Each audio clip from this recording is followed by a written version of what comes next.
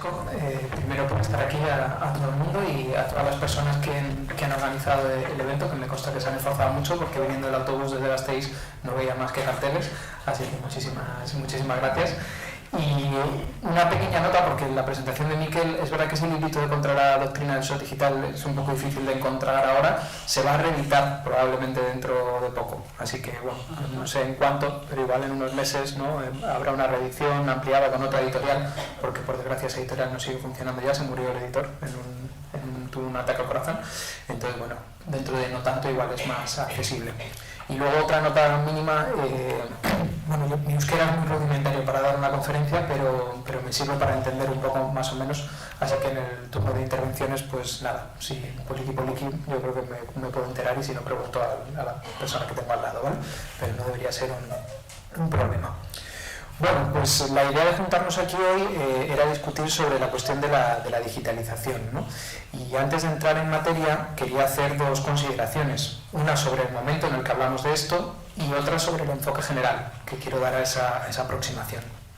Sobre el momento no me puedo detener, pero no estamos hablando de la digitalización en cualquier momento histórico, sino en una situación de crisis ecosocial muy profunda.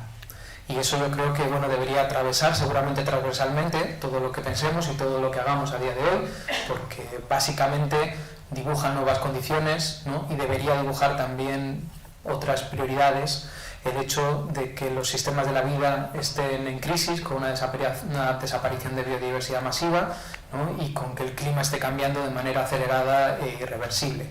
Si a eso le unimos también el hecho de que nos estamos un poco moviendo en un escenario en donde a nivel global el acceso a energía y materiales va en una trayectoria descendente, eso implica que, digamos, el mundo que tenemos por delante nuestro casi necesariamente se va a parecer poco al mundo que dejamos atrás, ¿no? En el siglo XX y en el siglo XXI.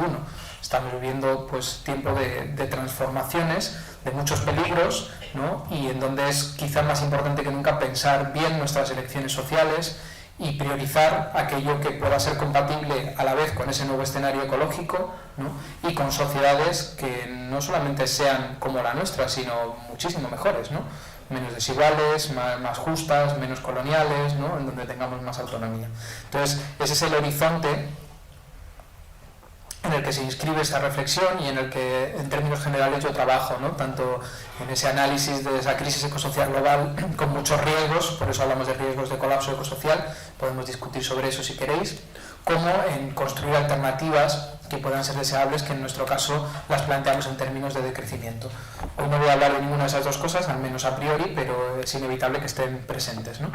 Eso, de alguna manera, es parte importante de mi trabajo político, y una parte muy importante de mi trabajo, en cambio, teórico, si queréis, en tanto que yo soy investigador de filosofía en la universidad y hago mi trabajo en ese sentido, ha sido pensar las tecnologías en nuestra sociedad.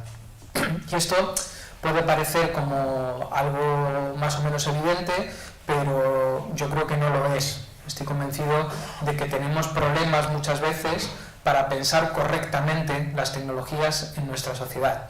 Y yo creo que por dos motivos, son normalmente dos los obstáculos que nos encontramos. Uno es que reducimos normalmente todo aquello que se pueda pensar políticamente sobre una tecnología a cómo la usamos. O sea, si alguna vez se habla de una discusión sobre la tecnología, que tampoco ocurre muy a menudo, ¿no? En nuestra sociedad, siempre lo que se suele plantear es, ¿no? Una disyuntiva entre lo que se ha identificado como un mal uso y lo que podría plantearse como un buen uso. Ese debate a veces se amplía incluso a la propiedad, ¿no? O a la titularidad, ¿no? Lo público o lo privado, ¿no? O quién tiene acceso o quién no. Y evidentemente esta es una dimensión de los problemas tecnológicos, no digo que no lo sea. Lo que sí que voy a defender es que no es ni la única ni quizá la más importante. A ese obstáculo se le une otro, normalmente, que es pues una idea muy poderosa en nuestra sociedad, y no casualmente poderosa, porque tiene muchos años de antigüedad y ha sido pues, uno de los elementos más importantes que ha creado nuestra cultura actual, que es la idea de progreso. Desde hace siglos, de alguna forma, lo que hemos de alguna manera abrazado como sociedades es la idea de que nos encontramos en una trayectoria hacia una mejora constante, Esa trayectoria hacia esa mejora constante, pues sobre todo la pensamos encarnada en la ciencia y la tecnología, ¿no? Es la herramienta de esa mejora, esa ciencia, esa tecnología, y la ciencia y la tecnología es a la vez, digamos, el vector de esa mejora constante y también una herramienta que va a servir para solucionar cualquier problema que encontramos en el camino, ¿vale? Esa noción de progreso es muy importante porque suele hacer o que no entendamos a las tecnologías como problemas y directamente no las pensemos porque es algo que aparece, que siempre avanza, ¿no? Que nos lleva hacia adelante, o que cuando pensemos en ellas las pongamos más bien del lado de la solución con mayúsculas. Esto en lo ecológico es especialmente así, porque por ejemplo muchas más veces pensamos en que las soluciones a la crisis ecológica son instalar macroparques de renovables o cambiarse al coche eléctrico, de lo que pensamos que la solución a la crisis ecológica es limar la desigualdad, ¿no? O vivir y pensar nuestras necesidades de otra forma. Pues eso es parte de esa mitología del progreso, ¿no? De ese papel que de manera un poco estereotipada damos a las tecnologías. Entonces, desde ese prisma es muy difícil acercarse, yo creo, de una manera más crítica, de una manera más comprensiva a lo que supone la digitalización en nuestras sociedades. Porque ni es una cuestión que haya aparecido de la nada y absolutamente aproblemática, desde mi punto de vista, evidentemente si no, no daría esta conferencia, ni tampoco tenemos solo un problema de cómo lo vayamos a usar, ¿no? Yo creo que el problema es mayor. Entonces, de ahí hablar de esa necesidad de pensar en impactos ecológicos, sociales y políticos de ese proyecto de digitalización en este momento presente de crisis ecosocial global. Podríamos empezar con lo ecológico. En realidad en nuestras sociedades se ha instalado con mucha fuerza el discurso que aúna completamente lo digital y lo ecológico. De hecho, bueno, cuando pensamos en la transición verde, casi siempre es la transición verde y digital, ¿no? O cuando pensamos en los planes europeos, ¿no? Son planes que aunan siempre una apuesta, un endeudamiento colectivo por la digitalización, es decir, por muchas de las empresas privadas de la computación, ¿no? Y una apuesta por la transición energética, así llamada, ¿no? Reducida a la instalación de esos macroparques. Lo primero que nos podríamos preguntar, de manera legítima, es si realmente lo digital es ecológico, de alguna forma como se viene planteando, y cuáles son los argumentos con los que se plantea que lo digital es ecológico. Uno de los argumentos fundamentales es porque supuestamente aumenta nuestra eficiencia y eso redunda en menos consumo. Bueno, desde el inicio de la revolución industrial, ¿no? con un científico que se llamaba Helmholtz, sabemos que mayor eficiencia de un proceso no tiene por qué significar menor consumo, ¿no? Y os pongo un ejemplo muy sencillo para que lo entendáis. Imaginad que tenéis un coche que consume menos gasolina, ¿vale? Evidentemente, si hacéis exactamente el mismo uso a nivel individual que hacíais antes del coche y ahora consume menos gasolina, pues se reducirá vuestro consumo de gasolina. Pero ¿qué pasa? Que si gasta menos y por tanto os cuesta menos y de repente empezáis a usar el coche para más cosas, ¿no? O incluso si de repente tener un coche es más accesible, ¿no? Y se venden mucho más coches, más eficientes, pero muchos más coches de los que se vendían antes, quizá el consumo total de gasolina aumente y no se reduzca. Bueno, pues eso es una paradoja así llamada, que no tiene nada de paradójico, que es bien conocida, ¿no? Y que habla justamente de un fenómeno que es bastante global, ¿no? Aumentos de la eficiencia de un proceso, normalmente lo que suele suponer es que ese proceso se extiende mucho más, ¿no? Y por tanto aumentan sus consumos. Por tanto, equiparar digital y mayor eficiencia no es en absoluto evidente. Como tampoco lo es equiparar digital y desmaterialización, ¿vale? Esa palabra que a lo mejor habéis usado, ¿no? Que mejor que sea todo digital porque así ya no hay consumo, ¿no? Y parece que siempre se plantea así, pues en vez de movernos lo hacemos todo desde casa y ya no hay consumo, ¿no? En vez de leer en papel, leemos en la pantalla y así ya no hay consumo. Porque de alguna manera lo que hay implícito es que los medios digitales no consumen, ¿no? Es curioso que esta idea esté tan establecida, porque claro, a poco que uno se pare a pensar, es evidente que no es así. Es evidente que el mundo digital, ¿no? Es parte de nuestro mundo material y además lo es de muchas maneras distintas. Podríamos como poco separar dos niveles, ¿no? El nivel de los dispositivos y el nivel del uso de los dispositivos. Si pensamos en los dispositivos, todos los dispositivos digitales son máquinas y en tanto que máquinas hay que construirlas. Hay que construirlas y después hay que utilizarlas y después hay que desecharlas, ¿no? Y además son máquinas que particularmente son muy voraces en su consumo de materias primas a veces raras o muy localizadas, ¿no? Y que por su complejidad además requieren de una red de producción, distribución y consumo y desecho muy internacionalizada, de alguna manera muy especializada, y también en nuestras, digamos, sociedades muy capitalizada, ¿no? Es una parte muy importante de la reconfiguración del capitalismo global en la era de la globalización, ¿no? Podríamos hacer aquí una lista muy extensa de materias primas que están de alguna manera ahí presentes en esos dispositivos. Podemos hablar del litio, podríamos hablar del cobre, podríamos hablar de las tierras raras, de los vidrios, de los plásticos, ¿no? Que estaríamos hablando de petróleo.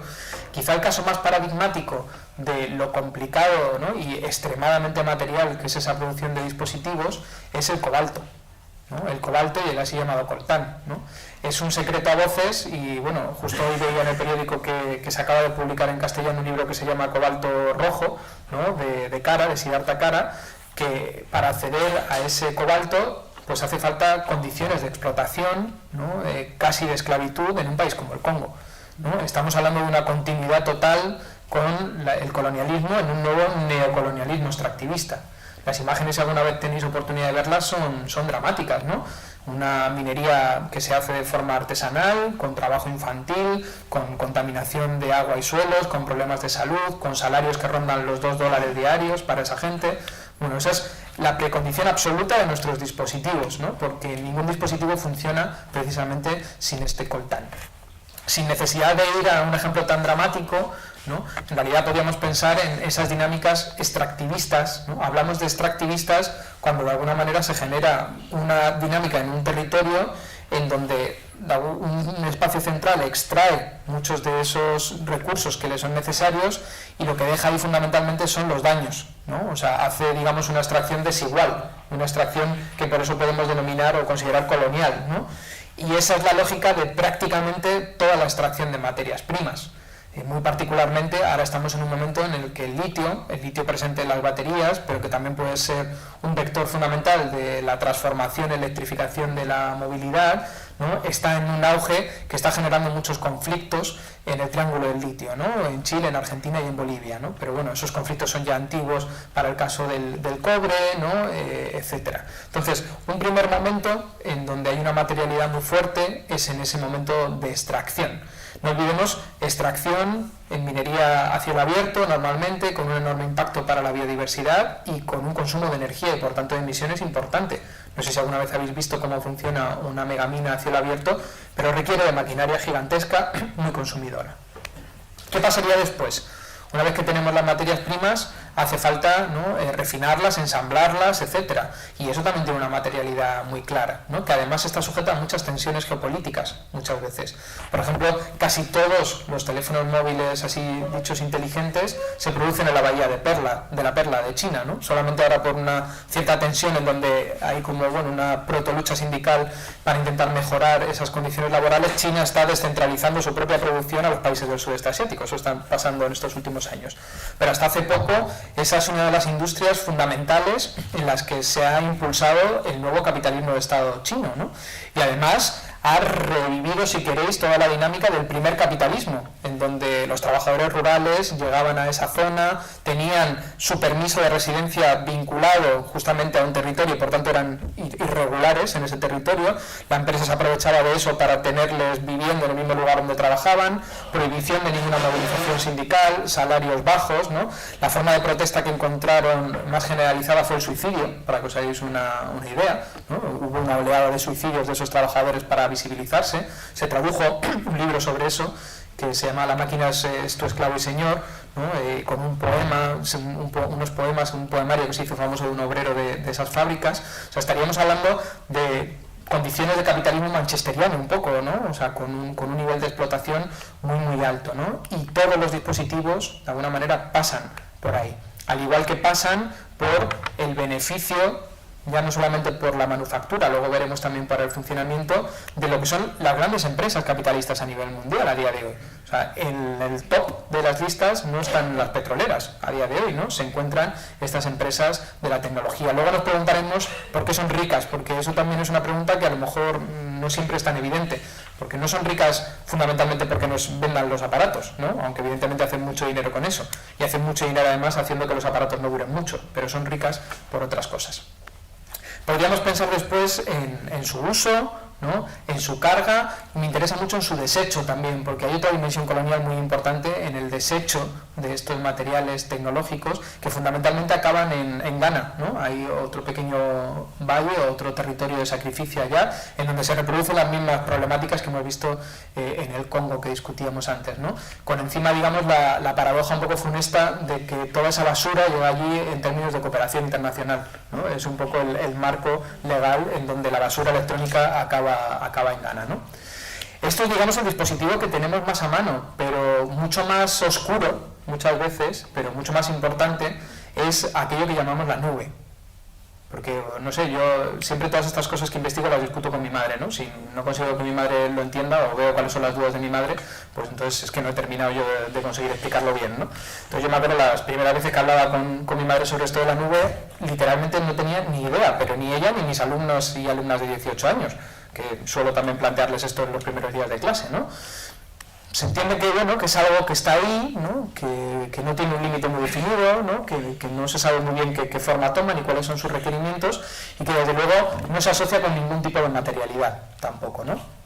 E Internet es una infraestructura. Si queréis, a nivel de ambición, ¿no?, y a nivel de escala planetaria, pues probablemente la infraestructura más grande que hayamos construido nunca. O sea, es una infraestructura que tiene fundamentalmente tres tipos de elementos, ¿no? Los dos que han sido su columna vertebral son el cableado, ¿no?, los grandes cables submarinos, y el cableado dentro del territorio, que es muy extenso, evidentemente, porque si no, no llegaría a todas las casas, y los servidores, ¿vale? La nube, en realidad, son eso que llamamos servidores, y los servidores son ordenadores, no es nada más complejo que eso, ordenadores encendidos 24 horas al día, ¿vale?, que puedan estar ahí disponibles para almacenar la información y obtener la información, y que además la tengan de manera redundante, a ser posible, por si hay algún fallo, ¿vale? Hay un elemento que era residual y que cada vez va siendo más importante, que son los satélites, ¿no? Donde antes, digamos, los satélites jugaban un papel muy secundario, cada vez juegan un papel mayor. Paradójicamente, una de las razones para que jueguen un papel cada vez mayor es la crisis climática, ¿no? Porque toda, digamos, la inestabilidad que genera ese cambio climático hace que las infraestructuras costeras no se consideren ya tan seguras como antes, ¿no? Y los cables submarinos son literal un cable de un porte bastante grande, ¿no?, que llega a las costas y a partir de ahí se redistribuye. Si ocurre, como ya ha pasado ya en un conflicto bélico, que ese cable se ataca, pues nada, no hay internet, ¿no? O sea, es tan fácil como eso, ¿no? Entonces, bueno, una de las razones por la que se apuesta era por los satélites es esa. Otra tiene que ver también con una dinámica interna de cómo se ha desplegado internet, en donde cada vez más la privatización es mayor. No tengo tiempo ahora, en tan poco tiempo, de explicaros todo esto, ¿no? Pero Internet nació como una tecnología militar, ¿no? ARPANET. Básicamente Internet nace como la respuesta de ¿qué hacemos si hay un ataque nuclear en Estados Unidos? ¿Cómo seguimos comunicándonos, ¿no? ¿Cómo generamos una red de comunicación que esté descentralizada y sea redundante para que si una ciudad cae, el resto nos podamos seguir comunicando, ¿no? Todo lo contrario de la red ferroviaria del Estado español, ¿no? O sea, pues es como evitar que haya un nodo ahí, ¿no?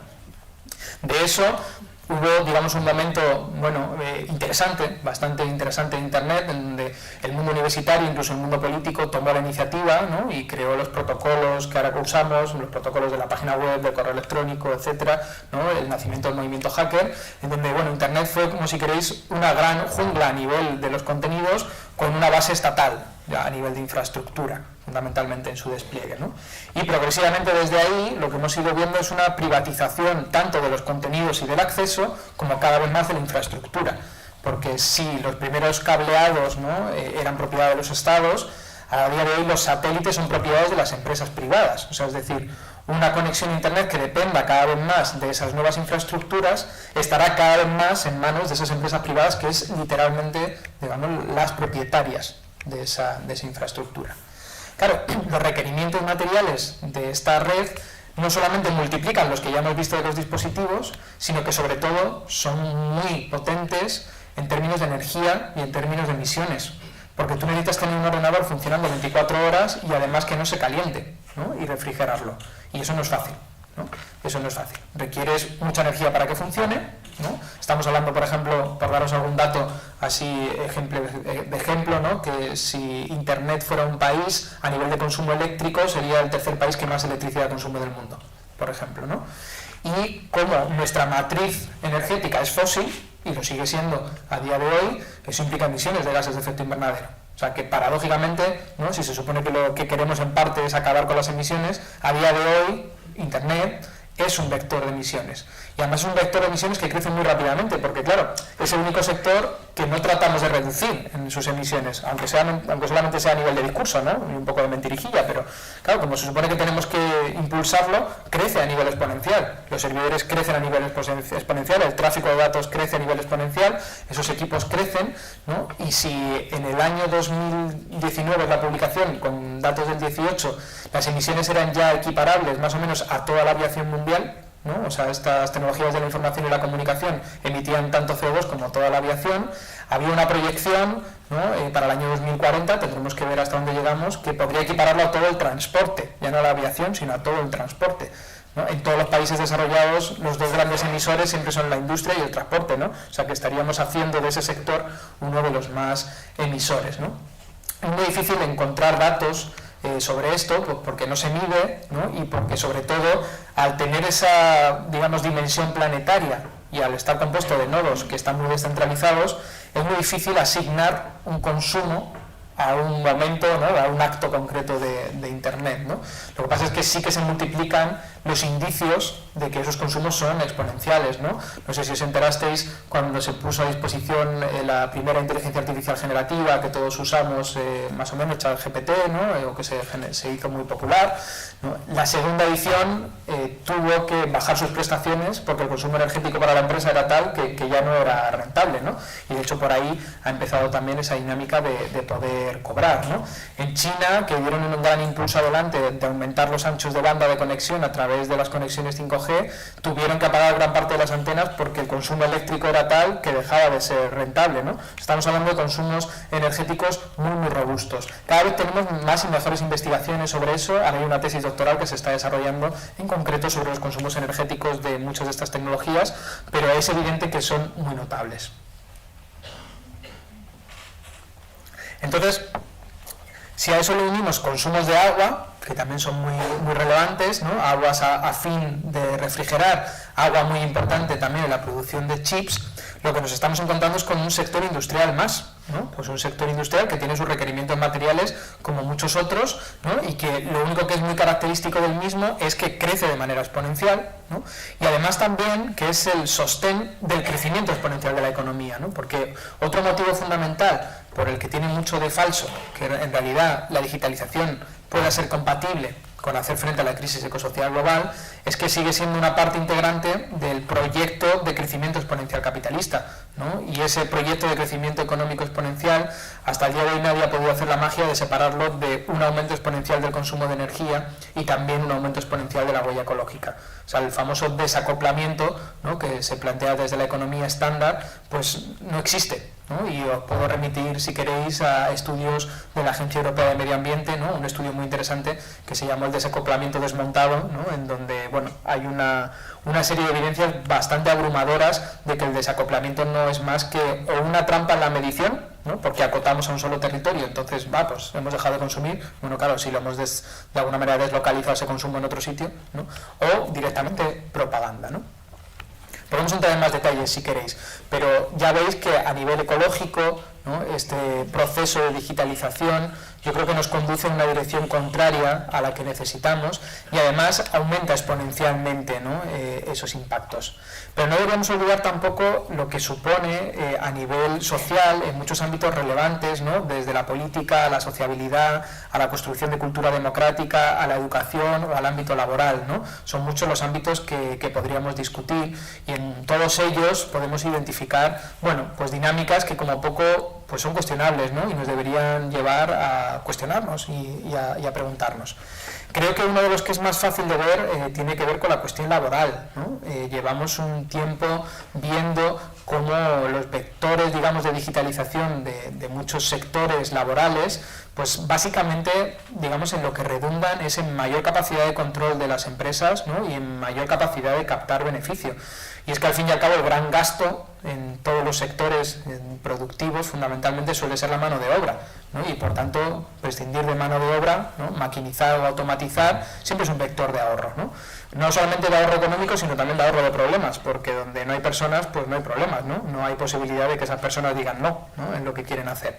Y esto no es nada nuevo, digamos, no es algo propio solamente de la digitalización, ¿no? Esto lo llevamos viendo pues desde el inicio de la revolución industrial. O sea, maquinizar, de alguna manera, automatizar, siempre ha sido, yo creo, y lo creen muchos historiadores de la tecnología, como David Nobel, ante todo una lección política y no tanto solamente o exclusivamente o automática o económica. Las primeras máquinas, por ejemplo, los primeros telares a vapor, eran más caros que pagar a la gente, ¿no? En ese momento todavía eran más caros, ¿no? Pero claro, la capacidad de control que le daban a los propietarios era muy grande, ¿no? Claro, en un momento dado, eventualmente, maquinizar resultó más barato, incluso, ¿no? O sea, entonces se aunó lo económico también con ese vector de control social. Y de hecho hemos automatizado en gran medida gran parte de los trabajos manuales, ¿no? Y eso tiene un lado muy positivo, evidentemente, ¿no? Que muchos trabajos penosos no tengan que pasar por, digamos, un trabajo manual, aunque hay muchos otros sectores en donde yo creo que más bien ha habido una pérdida grande, ¿no? La producción artesanal de muebles o la producción artesanal de textil nunca va a poder ser comparable con su producción industrial. No obstante, es muy interesante ver ese ejemplo porque lo que la digitalización ha traído, ¿no? Y lleva trayendo desde los 90 es una automatización progresiva del trabajo intelectual. Y no lo solemos pensar así muchas veces, ¿no? Pero bueno, el trabajo intelectual en tanto que trabajo también puede ser sustituido, ¿no? También puede ser de alguna manera no sustituido en su integridad, pero de alguna manera trastocado, ¿no? Y reemplazado por una dinámica algorítmica. Y evidentemente el resultado nunca va a ser el mismo. Ningún mueble artesanal es comparable con un mueble industrial, pero la cuestión es si es más barato y la gente se conforma, ¿no? Pues ya está, podemos reorganizar el sector en ese sentido, ¿no? Y hay muchos sectores que, sobre todo a partir de la irrupción, ¿no? De las inteligencias artificiales generativas, pues se encuentran en una situación crítica. Un sector como el del diseño, por ejemplo, ¿no? Se puede encontrar en una situación en donde un trabajo automatizado no sea comparable, evidentemente, con el trabajo que vayan a realizar, pero sea infinitamente más económico, ¿no? Hasta el punto que permitirse a una persona que haga ese trabajo pues sea un lujo, como a día de hoy permitirse a un artesano o una artesana es un lujo, ¿no? De manera curiosa también, ¿no? Sectores como los audiovisuales han sido muy conscientes de ello y se han organizado para oponerse, para ponerle límites a eso, ¿no? Casi todo lo contrario de lo que hemos hecho en sectores como la educación, ¿no? Que parece que estamos poniendo nosotros los clavos de nuestro propio ataúd, muy contentos, ¿no? O sea, cada vez más nos vamos a grabar y así ya está ahí el vídeo, ya no tengo yo que dar clase, voy a montar mi curso y dejar todos los materiales, no vaya a ser que yo sirva para algo, ¿no? Y eventualmente ya no voy a ir ni a dar clase, ¿no? Y parece que eso es como una especie de triunfalismo. No es verdad que sea, digamos, algo que no tenga ninguna oposición. El 24 de febrero va a haber unas jornadas en Zaragoza, yo voy a estar allí invitado de docentes, ¿no? En contra de la digitalización, pero llama la atención la poca falta de crítica que hay en ese sentido. Yo creo que aquí no tengo que explicar mucho que supone una degradación de todas esas tareas y de todos esos ámbitos, ¿no? Pero sí que me parece que es importante que hagamos hincapié que el que sea peor no significa que no vaya a pasar, ¿no? Lo que puede y lo que está pasando cada vez más es generarse a nivel social un sistema a dos velocidades, ¿no? Un sistema en donde el conjunto de la gente que no tiene recursos, que no puede tener acceso a todos esos lujos, sea cada vez más tratada de manera estandarizada, ¿no? De manera masiva, de manera mediada digitalmente, y aquellos que sí tengan esos recursos y la posibilidad de permitirse ese lujo, pues tendrán muebles artesanales y tendrán, ¿no? Sus maestras y maestros para sus hijos a pequeña escala, ¿no? Tendrán sus diseños y tendrán todo aquello que puedan pagar, ¿no? Y eso ya de por sí es muy grave por lo que supone a nivel de desigualdad, pero es muy grave también por cómo viene mediado por lo que he llamado lógica algorítmica sin explicarlo mucho. Y creo, y en esta charla siempre aprovecho para hacerlo, que merece la pena explicar qué es eso de un algoritmo, porque hay muchas palabras que escuchamos, ¿no? Algoritmos, inteligencias artificiales, etcétera. Pero bueno, yo mismo también en su momento, uno no tiene muy claro qué es cada cosa, todo suena como muy moderno, ¿no? Pero realmente cómo funciona, ¿no? Pues no tienes mucha idea. Yo no es que pueda aquí ahora ponerme y haceros un algoritmo, ¿no? Nunca he sido informático, pero entender qué es un algoritmo es bastante fácil, realmente, ¿no? Aunque es muy misterioso para la gente que lo ha desarrollado porque no llegan a poder explicar cómo funciona, ¿no? Pero la idea es la siguiente, simplemente. Tú tienes que coger algo, ¿no? Un problema, un proceso, una dinámica. Y ese algo lo tienes que poder reducir a una serie de elementos, ¿no? Que sean medibles, ¿vale? Una serie de elementos que tú puedas cuantificar. ¿Qué quieres hacer con esos elementos? Pues generar, digamos, una correlación entre unos elementos que entran y otros que salen, ¿vale? Y eso se hace a través de lo que se llama una matriz de probabilidad. O sea, es decir, tú no puedes calcular matemáticamente de forma exacta que a A le corresponda a B, pero dices, bueno, a A con bastante probabilidad le corresponde B. Y lo voy a explicar con un ejemplo que es súper sencillo, ¿vale? Lo primero que se programó a nivel de juegos y fue muy sonado, por edades que veo por aquí, seguro que os acordáis, ¿no? Fueron las máquinas para jugar al ajedrez, ¿no? Fue como la gran, digamos, revolución, decir, bueno, ninguna máquina va a poder jugar mejor que una persona al ajedrez, ¿no? Y no fue así. Ya sabéis que al final, bueno, hubo una máquina que fue capaz no solamente de ganar al mejor jugador de ajedrez, sino ser literalmente invencible, ¿no? ¿Por qué? Pues porque el ajedrez básicamente es un juego que tiene, con toda su complejidad, pocas combinaciones, ¿no? O sea, al final tú puedes reducirla a una serie de combinaciones matemáticas y calcular cuál es la jugada que va a ser invencible, ¿vale? Ahí no te hace falta un algoritmo, ahí te vale simplemente con programar. Calculas cuál es la jugada que es invencible y a día de hoy es imposible, en gran medida, ¿no? Ganar a un ordenador como el que se ha diseñado, porque calcula la jugada invencible. Simplemente puedes llegar a tablas, como mucho. Para que eso se pueda hacer necesitas un proceso que sea relativamente sencillo, que sea reducible a ese tipo de lógica matemática. Entonces muchas veces se dijo, ¿no?, que eso se pudo hacer con el ajedrez, pero no se iba a poder hacer nunca con el Go, con el ajedrez chino, porque la variabilidad es tanta que si tú tuvieras que calcular todos los movimientos posibles de antemano, o necesitarías una potencia de cálculo tremenda, y eso nos va a llevar luego a la computadora cuántica, hablaremos de eso, ¿no?, o necesitarías muchísimo tiempo, ¿no? Tanto tiempo que no es viable, ¿no? No es que haya una imposibilidad física, sino un límite temporal. Entonces hubo que cambiar la estrategia. No podía ser hacer la jugada perfecta, eso no servía, ¿vale? Entonces, ¿por qué optaron? Pues por jugar la mejor jugada posible. ¿Y quién te puede enseñar a jugar la mejor jugada posible? Pues los jugadores de Go, ¿no? Entonces, en vez de intentar hacer el cálculo de cuál era la jugada invencible, lo que hicieron es almacenar mucha información de la gente que gana algo, de cómo se juega algo, de cuáles son las respuestas, ¿no?, cuando tú juegas al ajedrez chino. Esa información es la que usaron para para construir esa matriz de probabilidad, ese algoritmo, ¿vale? Entonces, el algoritmo lo que ha hecho, si queréis, es estratificar, condensar toda la información de muchísimas partidas de Go, ¿no?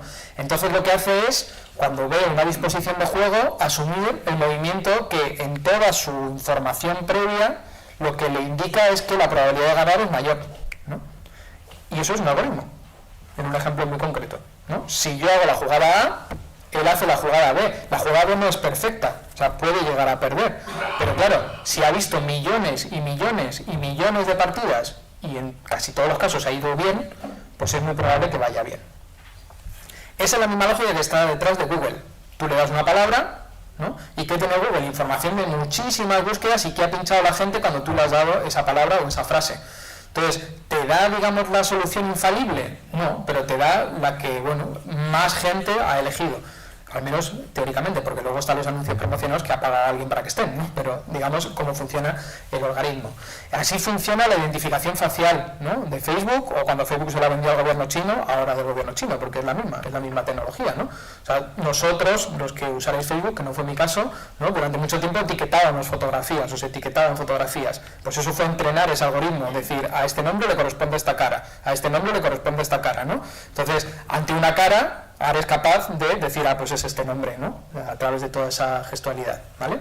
Esos son ejemplos que son relativamente inocuos. Un algoritmo que juega algo, pues bueno. Ahora, ¿qué pasa cuando empezamos, por ejemplo, a pensar en eso para aplicar justicia? Y se hace de manera cotidiana en Estados Unidos hoy, o en Colombia, o en otros lugares, ¿no? Entonces la lógica es la misma. Dices, bueno, ¿qué es resolver un caso? Pues básicamente ver cuáles son los antecedentes, ¿no?, qué se ha hecho, cuál es la jurisprudencia, con una serie de normas, y dictar una sentencia. Entonces, hombre, no vamos a poner un algoritmo que dicte sentencia, porque sería todavía un poco políticamente incorrecto y preocupante, pero vamos a inventar un algoritmo que haga recomendación al juez. O sea, es decir, a la vista de todo lo que se ha hecho anteriormente, de toda la jurisprudencia ante este caso, ¿no?, pues yo te recomiendo que esta sea la pena, ¿no? O qué pasa cuando lo hacemos al precrimen, ¿no?, que parece esto Minority Report, y esto está aquí en Euskal Herria. Hay una inversión para que, digamos, la Ertzaintza tenga un algoritmo de estos de predicción de crimen, ¿no? Se dice lo siguiente, bueno, sabiendo cuál es todo el historial de criminalidad de un territorio, de un barrio, de una ciudad, ¿dónde es más probable que vaya a haber, ¿no?, un un acto delictivo, ¿dónde tendríamos que desplegar muchos más policías, ¿no? Bueno, pues hay un algoritmo que te lo puede recomendar. O, por ejemplo, a día de hoy, ¿no? En las noticias. En las noticias, que accedemos muchas veces a través de esos muros de Facebook o a través de TikTok, ¿no? O Twitter u otros, ¿no? Que al final es un algoritmo el que nos lo recomienda. Pues yo creo que según os lo estoy explicando, habréis identificado ya muchísimos problemas, ¿no? A nivel de democracia y a nivel social. Yo os llamo la atención sobre algunos, ¿no? Uno, que un algoritmo es una caja negra. No sabemos qué prioriza, ¿no? No sabemos por qué considera que de alguna manera esto es más importante o menos importante. Y más aún, más allá de eso, suele ser una propiedad privada de una empresa. O sea, la manera en la que en gran medida se hace dinero en muchas de esas empresas, una de las vías fundamentales es a través de su algoritmo, ¿no? O sea, Google, por ejemplo, su primer negocio fue decir, mira, págame a mí para hacer publicidad porque yo voy a poner tu anuncio justo donde la persona esté buscando. Básicamente, ¿no? La publicidad dirigida también se utiliza en Facebook. Ahora, no solamente hay ese problema, digamos, de distorsión, ¿no? Digamos, intencionada vía dinero, sino que hay un problema de distorsión por el hecho de que un algoritmo y una inteligencia artificial, que es un algoritmo, simplemente más complejo, ¿no? Lo que hace nunca es crear, lo que hace es reproducir, ¿no? Lo que hace es una combinatoria de lo que ya ha ocurrido. Pero ¿y qué pasa si lo que ha ocurrido tenía ya problemas o tenía sesgos? Pues que lo reproduzco otra vez, ¿no? Y eso es también algo que es ya muy sabido que está sucediendo, ¿no? Si tú tienes que hacer una predicción de cuál sea la pena para un hombre negro joven en Estados Unidos, basándote en cuál han sido toda la jurisprudencia previa, pues probablemente le vas a apretar las tuercas. ¿Por qué? Pues porque hay un historial de justicia racista, ¿no? Si tú tienes un algoritmo que también existe de selección de personal para cargos de responsabilidad y tienes que optar entre dárselo a un hombre y una mujer, pues probablemente se lo darás a un hombre. ¿Por qué? Pues porque siempre se lo han dado a un hombre, básicamente, ¿no? Entonces, esos sesgos de computación algorítmica han sido ya identificados, ¿no? Es un tema que está ahí presente y se está haciendo un trabajo al respecto, pero hasta cierto punto son inevitables, porque un algoritmo, ya digo, o sea, no crea nada, ¿no? Lo único que va a hacer es reproducir lo que tú le has dado, ¿no? Y en ese sentido, en una cultura defectuosa en gran medida como la nuestra, ¿no? Que es individualista, que es competitiva, que está atravesada por valores patriarcales, coloniales, capitalistas, pues es una apuesta muy, muy peligrosa, realmente, ¿no? Sobre todo es una apuesta muy peligrosa de desresponsabilización y de pérdida de capacidad democrática, en donde debería haber personas tomando decisiones, se reproducen muchas veces de manera opaca decisiones del pasado y además con la pátina del progreso, es decir, de la decisión objetiva, ¿no? Y esto ha sido muchas veces dramático para muchas personas, ¿no? Hubo un algoritmo de evaluación de docentes en Estados Unidos, esto se cuenta en un libro que se llama Armas de Destrucción Matemática, que llevó al despido de una persona, ¿no? Porque había tenido una mala puntuación, ¿no? Era un algoritmo privado, una empresa privada. Él dijo, bueno, pero ¿y por qué yo soy un mal docente? ¿No? Todo el mundo está de acuerdo en que soy un buen docente, llevo 20 años trabajando, y fue despedido, ¿no? Y tuvo que hacer un juicio para ver si se podía ser reincorporado o no, ¿no? Claro, cuando esto esté pasando a las aseguradoras, cuando esté pasando, ¿no? Para los seguros médicos, etcétera, nos podemos encontrar con una crisis de primer orden. Entonces, ahí vemos un desafío democrático muy importante, pero también podemos entender una cosa que muchas veces no se comprende. ¿Por qué esta obsesión porque todo esté conectado?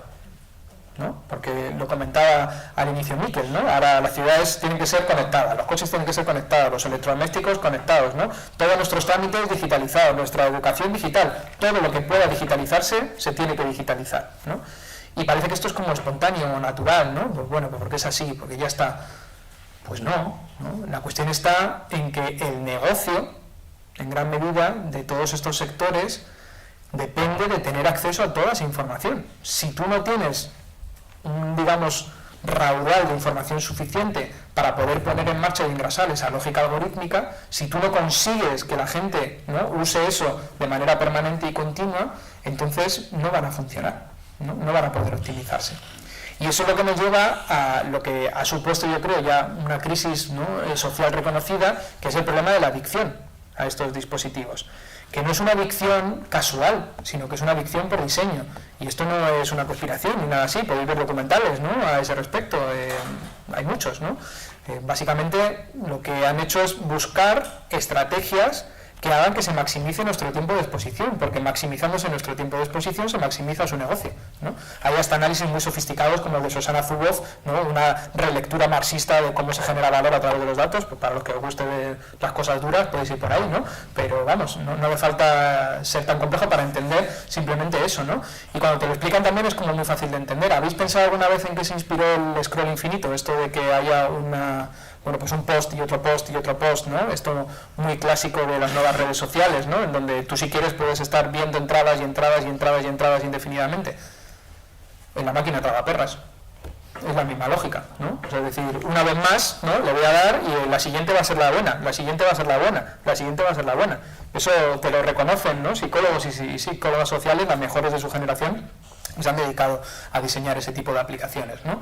Y claro, a día de hoy vemos cómo eso se puede llegar a convertir en un problema social a nivel general, ¿no? Y en particular está siendo pues un conflicto importante en etapas formativas, ¿no? Con además impactos en nuestra capacidad de atención, impactos en nuestra capacidad de concentración, ¿no? Impactos, digamos, subjetivos y psicológicos medidos. Yo ahora, por ejemplo, colaboro con esta red de docentes, familias y expertos críticos con la digitalización en la educación, y una de las principales cosas que les ha movilizado es un poco la abrumadora cantidad de información que empieza a haber sobre los impactos nocivos de la exposición y sobreexposición de pantallas en edades tempranas, ¿no? Bueno, eso ha sido un disparadero de todo esto, ¿no? Ahora, el problema, digamos, de adicción es social, es generalizado, ¿no?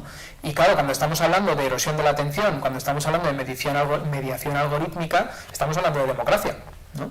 O sea, realmente que a día de hoy, por ejemplo, no contemos ni muchas veces con los medios, ni con el tiempo, ni con la capacidad ni la concentración de formarnos un juicio crítico sosegado, es un problema democrático tremendo, ¿no? Pero es un problema democrático todavía mucho más grande cuando pensamos en cómo se forma la opinión pública a día de hoy. La opinión pública para mucha gente hoy va mediada por lo que encuentra en las redes sociales. ¿Pero qué son las redes sociales? Pues una nueva aplicación de esa lógica algorítmica. ¿Qué buscan maximizar esa lógica algorítmica en este caso? Las interacciones, ¿no? O sea, la lógica del diseño de Twitter no es ni informarte, ni darte la mejor información, ¿no? ni contribuir a la formación de la subjetividad democrática, no, es que tu interacción es el máximo. Eso es lo que se busca, ¿no? Igual que en YouTube se busca que tú estés el máximo tiempo viendo vídeos, ¿no?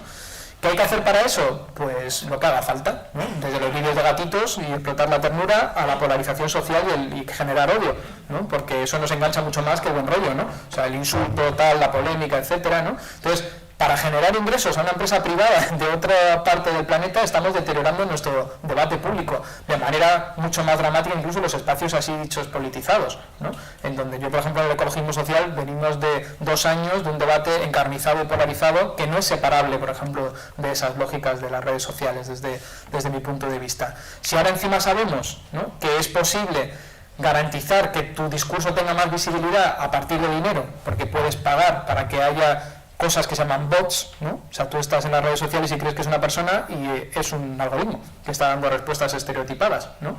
O estás en Facebook pensando que alguien te ha añadido amigo y no es nadie en particular, o peor, es alguien que tiene un salario de miseria, ¿no?, entrenando una inteligencia artificial o haciendo respuestas en países del sur global, ¿no?, a cambio igual de salarios de $1 o $2. Todo eso existe, ¿no? Todo eso existe y distorsiona los procesos políticos en gran medida. ¿Y a que no sabéis quién se está gastando más dinero en eso? Pues la extrema derecha, ¿no? Y está bien documentado como una de las estrategias fundamentales que han estado detrás del auge de la extrema derecha es su control, ¿no?, de toda esta esfera de Internet.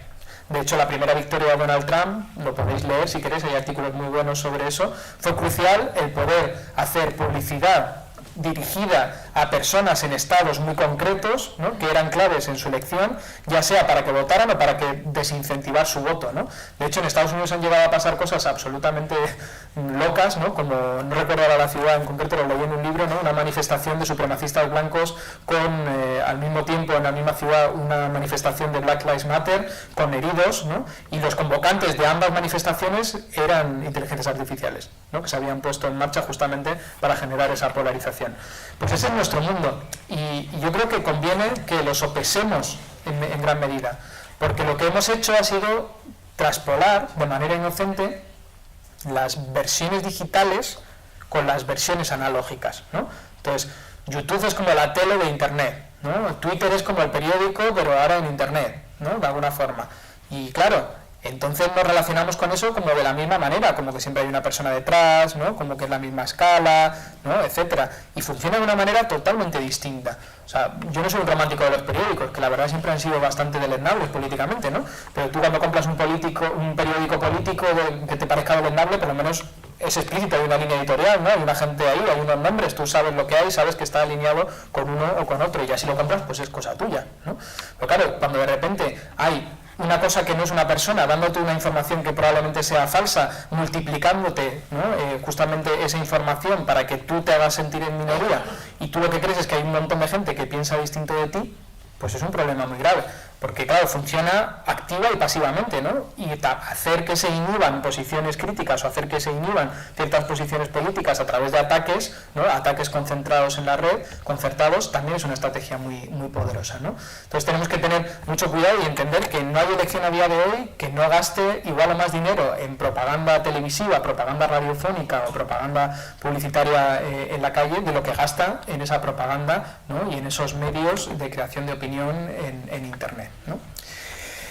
Bueno, voy cerrando, ¿no? Porque, como veis, hemos hablado de democracia, hemos hablado de construcción de subjetividad, ¿no? Hemos hablado de espacios laborales y de cuestiones ecológicas, y yo creo que la gran pregunta aquí es ¿a quién le viene bien esta digitalización y por qué apostar por la digitalización? Y el caso de este supercomputador cuántico, que era un poco la excusa para discutir sobre esto, me parece paradigmático, ¿no? Paradigmático de todo esto que discutimos. ¿Por qué? Pues porque estamos hablando de una inversión, ¿no? Leía en el periódico, de 120 millones de euros hasta 2028 en un consorcio con una empresa privada, ¿no? Para poner en marcha una tecnología que no está madura, que no se sabe realmente si va a llegar a algo o no. Si tenéis el tiempo y el interés de leer la revista, ¿no? La Technology Review del MIT, del Instituto de Massachusetts de Tecnología, todavía en el año 2022 un investigador puntero en este tipo de computadores hablaba de que esto lo que está pasando es como un hype, ¿no? Como una especie de moda, como una burbuja, que puede ser que no nos lleve a nada, ¿no? Como en parte nos ha pasado, por ejemplo, con la fusión. Es verdad que también hay otros que dicen que, bueno, que el gran problema, ¿no? Que era el problema del ruido, puede que se solucione, puede que lleguemos a alguna solución. En caso incluso de que llegásemos, ¿quién necesita un supercomputador cuántico y para qué? Un supercomputador cuántico básicamente lo que viene es a dar solución a un problema que se ha encontrado, y es que en este proyecto de captura de datos, de extensión algorítmica, ¿no? De digitalización acelerada, nos estamos encontrando con un límite, que es la capacidad de cálculo y el consumo de energía. Básicamente, ¿no? Son dos límites que se van cada vez más acoplando, porque como es muy material, ¿no? Pues se encuentra con límites que tienen que ver con los límites de sus propios ordenadores, ¿no?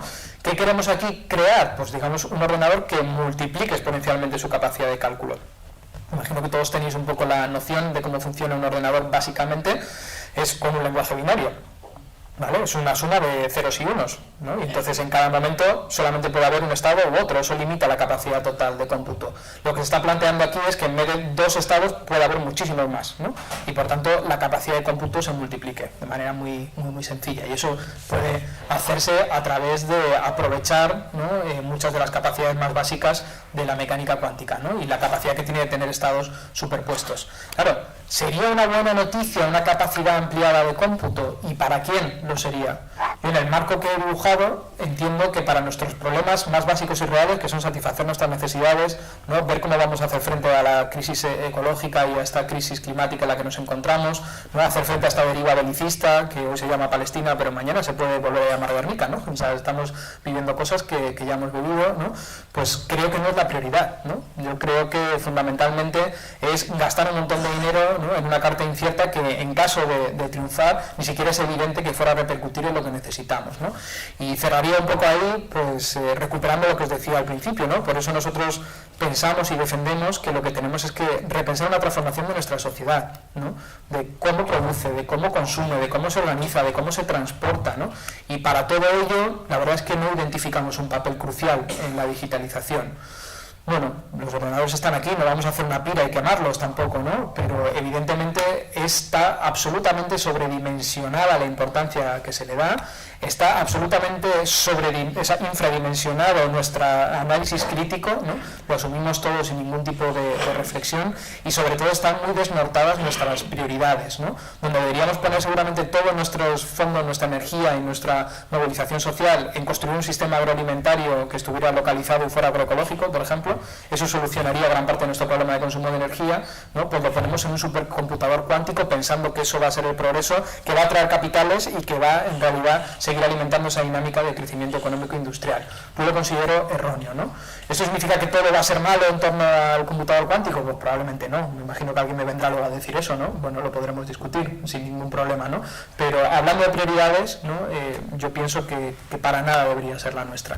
Entonces, bueno, lo dejo aquí para que tengamos un rato generoso para preguntas, ataques, insultos o discusiones y os agradezco que estéis aquí.